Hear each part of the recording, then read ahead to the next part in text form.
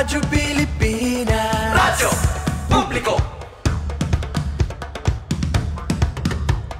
Radyo Pilipinas, Radyo Publiko.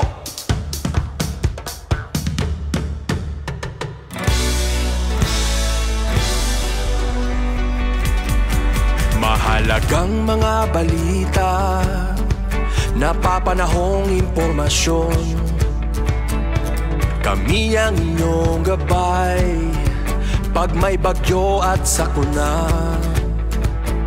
Serbisyo ng gobyerno kapag may nangangailangan. Mga proyekto ng Pangulo, damang-dama ang pagmamahal niya. Tulay ng mga hinaing, ang problema ng bayan ating lulutasin.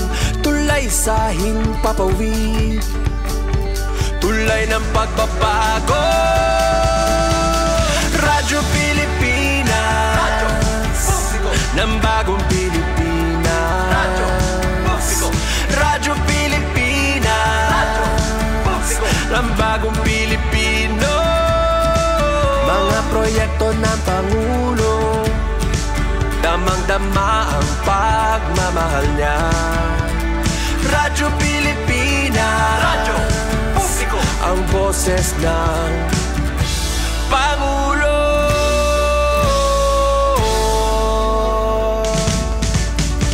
Karamay nyo kami, kahit malayo man kami nakakarating. OFW magsasaka, buhay ay iba't iba, san mang lugar ng bansa natin. Tulay ng mga hinaing, ang problema ng bayan ating lulutasin. Tulay sa himpapawid, tulay ng pagbabago. Radyo Pilipinas, Radyo Publiko. Ng bagong Pilipinas, Radyo Publiko. Radyo Pilipinas, Radyo Publiko. Ng bagong Pilipino. Mga proyekto ng Pangulo, damang-dama ang pagmamahal niya. Radyo Pilipinas, Radyo Publiko. Ang boses ng Pangulo. Radyo Publiko. Radyo Pilipinas, Radyo Publiko. Radyo Pilipinas.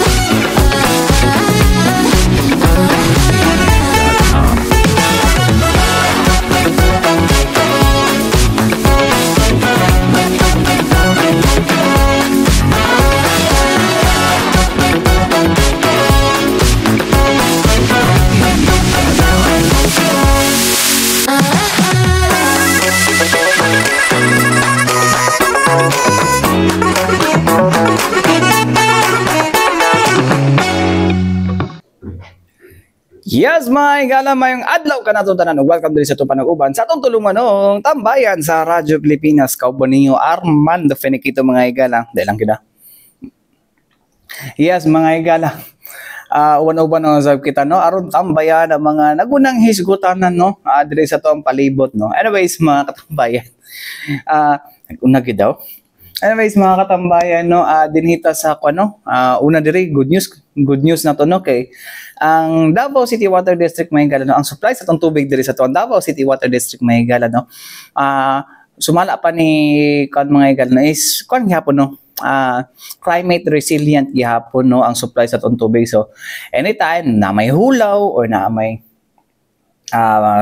except na siguro ulan, pero di gyapon apektado kay nam gyapon tay padayon man tong supply sa tong tubig diri mga igala no wala gi kuan walay Wala epekto, although na epekto gamay lang, pero dili gid siya kanang as in grabe kayo ang ato ang kuno, grabe kayo ato ang tawag ani pagkawala sa tubig, wala no.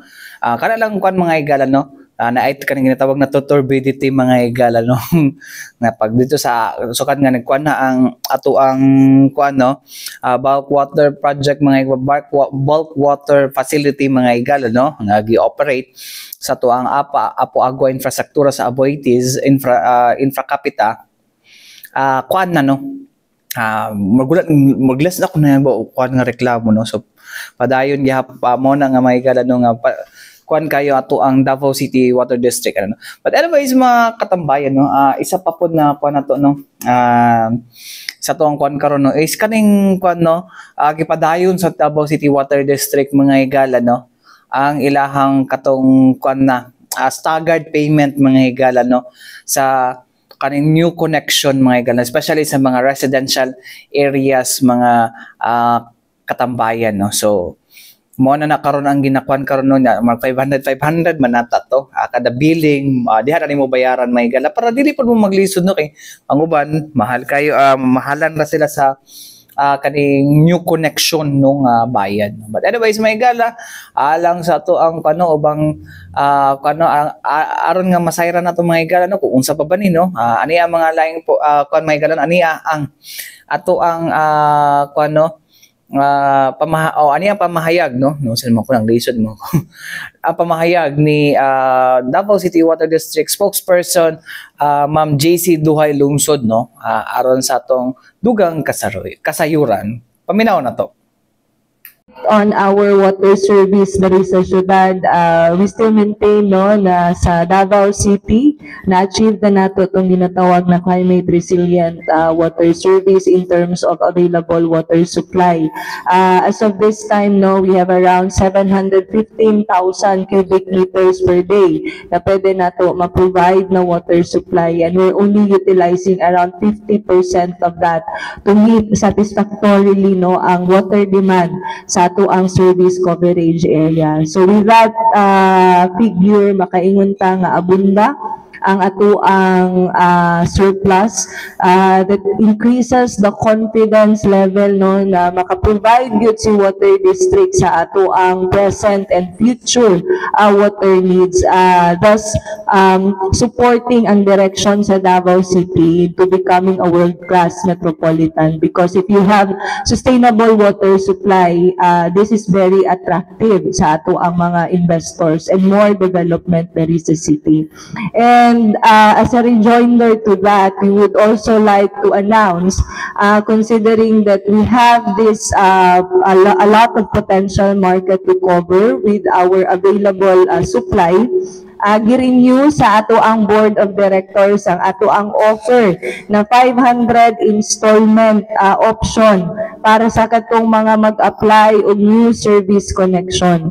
Ang kanimanggo ato ang installment option dako kaayo siya og nabuhat to increase no pagyud further ang absorption nato of additional connection labaw na sa mga residential connection. And in fact, ang atong target na 15,000 last year, which was supposed to be double sa ato ang usual na target of new service connections prior to the bulk water distribution, na-hit nato by August pa lang. So we would want that more customers pa or more Davaoeños pa ang maka-enjoy sa kaning ato ang water service na barato, limpyo. Mao nang gipadayon nato no ang kaning ato ang installment option. So ang tagal ani would be until December 31, 2025. So mas daghan pa gyud no ang ato ang gina-project na makater na mga customers karong tuiga. So we're inviting everyone katong wala nakahabol last year kay karon pa mamalhin sila mga bag-ong balay or naay mga bag-ong properties no that they already want to use. Avail of this promo. So this is for those applications na maklasify nato as residential. You only have to pay upfront 500 pesos, matauran na ka.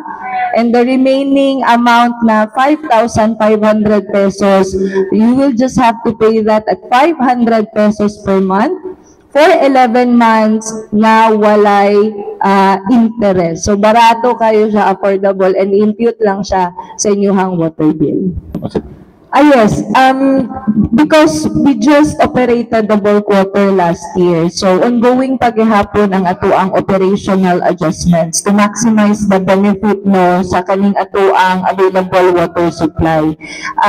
Complemented with our mga mainline expansion and improvement projects, we're eyeing to serve more areas in Davao City. Ang una gyud nato i-maximize isang atuang bulk water supply. Karon gani we're already consuming around the 300 MLD or 300,000 cubic meters per day na contracted volume. And with the surplus water sa atoang mga groundwater sources na almost the same volume po sa ato ang surface water source. Ang ato ang concentration karon is ma-expedite ang katong mga pagladlad o mga bag-o na linya to reach more areas in Davao City. So naatay mga pipila ka mga pipeline projects for implementation. In fact, nagsugod ta karon kaiga no with 14 major pipeline projects. Napatay ongoing karon ng mga detailed engineering design and also mga pre-procurement activities na ginabuhat nato, including kung mga pag-secure sa mga right of way. So the direction is, if you remember, hugot gihapon no gikan sa ato ang water rate adjustment, we're only serving around 117 barangays out of the 182. So with the bulk water and the production wells that we have right now, kay daghan man taong tubig, we're eyeing to expand to as many as 100, na-reach na to ang 140 ka barangay. So muna ang direction sa ato ang mga expansion activities. So, mga igala, no? Ang pahayag ni Ma'am JC Duhay Lungsod, no? Hopefully, no? Daghan na magpa-connecta, no? So, how about sa itong mga subdivision, mga igala, no? Gusto na mag-water district, no? Gikan sa laing water concessionaire, mga igala, no? Sama na lang sa BP, no? Gusto na kumawala, no? Sa maungkon kay aside sa mahal, mapaiklaro serbisyo. No? Although, reklamo po sa DCWD, pero arang-arang na lang kaya ang DCWD na ay accountability. Hindi para sa ibang mga private concessionaire, mga igala, nga Diyos ko. Hay na lang. Anyways, mga igala, balik naman lang sa mga importante pahinumdum ning ato si Bianan.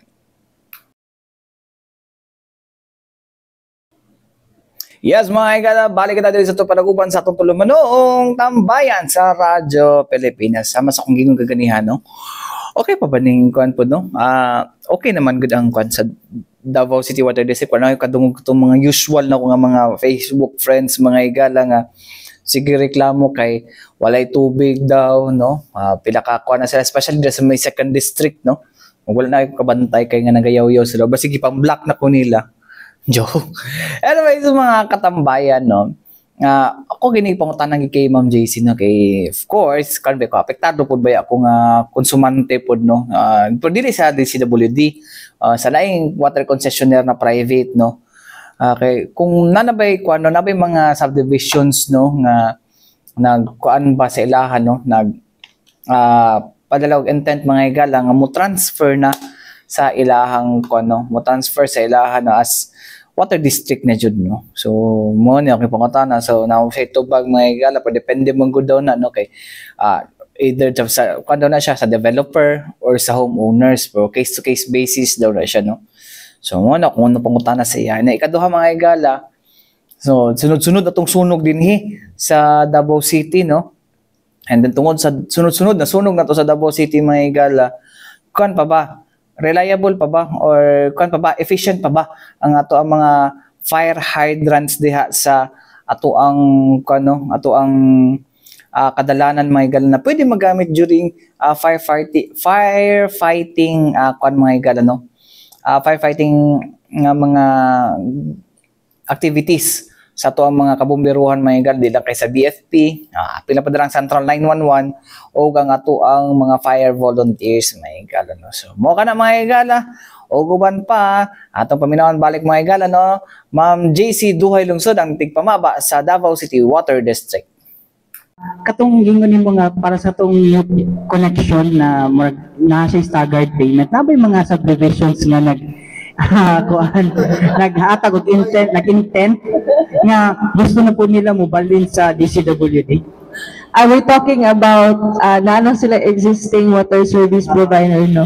As a whole, especially when we opened our to more areas after the distribution of the bulk water, nisaka po yun no ang number of subdivisions na ato ang pwede makita. And although there were subdivisions na we targeted that most probably would connect with DCWD, only a certain percentage ang manpod ang nag-express of intent. And in our current operation manggod, we have to evaluate pa if the subdivision is ready, in their readiness level to be absorbed by DCWD. Pag mo express manggod og intent ang subdivision, we have to evaluate pa ang ilahang existing water distribution system if it is in accordance with our standard. Kaya i-turn over manggod na nila sa AMOA through a deed of use of track. So kung dili siya makapasa, then we would advise them kung unsa tong kailangan nila i-adjust, and only when they can pass the standard saka ta mo proceed no sa kadtong agreement on the turnover. But we're looking at 2025 na mas daghan patag subdivisions na makater. Total naman, if dili pod nato sila ma-absorb asa through turnover, kung asa maka house to house ta nga connection, naama pod tay option na ginatawag na central meter. So in the central meter system, we will only have one service connection for the entire subdivision, but dili na kami ang mag-provide sa house-to-house na level of service. Ma-retain siya ni developer, or kung nagkwaon si developer na external no, na mo-manage, na third party na mo-manage and mo-operate sa ilahang patubig. It's just that the source is coming from DCWD. So nanay, pwede na nga option, labaw na kung gusto nila na ma-expedite. Ma'am, kinsa ba ang magbuot ma'am sa turnover? Ang si homeowner, ang homeowners association, or si developer? Case-to-case basis. Kaya naatay mga developers at the onset na nagyan sila intent to turn over. So, prior to the occupancy, so si developer, giluhok na yun niya nga si water district ang water provider, either through central meter system or katong house-to-house. Naputay cases na due to the unanimous no request sa mga homeowners, it goes through sa developer, then we proceed sa kaning katong request for turnover to DCWD. So, na po cases na pag if na turnover na ang subdivision to the homeowners, pwede si homeowners na ang mag-decide for the turnover. Last question ma'am, sunod-sunod ang sunod na to diri sa Davao City no. So, as lang to ma'am, kumusta ang capacity sa to mga fire hydrants ma'am na ginagamit karon sa to ang kabomberuhan? Yes, we have a joint task force kung asa ang oversight is the city government of Davao to ensure no ang kaning efficiency sa ato ang mga fire hydrant. So this is the task force includes ang kaning the city government offices as well as the Bureau of Fire Protection na apod dara no ang ato ang DRR. So with respect to the efficiency efficiency of our fire hydrants, we would like to report that we regularly conduct maintenance and repair if needed sa tanan natong mga fire hydrants to ensure ang ilahang readiness in times of kaning disaster response. And then another assurance po ni Water District that there is enough supply to support the firefighting activities no sa atuang mga bombero, may it be the BFP, the 911, or even ang atuang mga fire volunteers. And in fact, we have maintain no, an open channel with these entities para kung naa sila mga concerns on our fire hydrants or other matters pertaining to disaster response, pwede pa nila ma-coordinate dayon so that we can provide the immediate assistance. Okay. So, mao to mga igala no, ang pahayag ni Ma'am JC Dwight Lungsod no, una dito mga igala no, taas kiting explanation sa katong ano, katong kung homeowners ba ang dapat magkuan or ang developer po sa imong mga igala mo na kapait gud no nga although ato ang DCWD mga igala nag-extend na pero nampo iba mga developer mga igala nga tuyo-tuyoon jud siguro no ambot lang no kung kuan ba pero magtuyo-tuyoon mo siguro na nila patiligid kuan para di gid ma transfer no eh syempre laman ang kuan laman ang part sa negosyo. Wala na isa sa mga kuan tapos okay yung tagwapog serbisyo no. Bubuto ang gi-privatize kay tungod kuan no tagaag chance sa mga private kuan nga nindot ang serbisyo kay bakit mo serbisyo pag gobyerno daw. Musa pa may no, mas pangit pa man hinong gobyerno na ilang serbisyo mas mahal na gani pangit pa. Okay lang tag nindot. Eh okay ra mahal.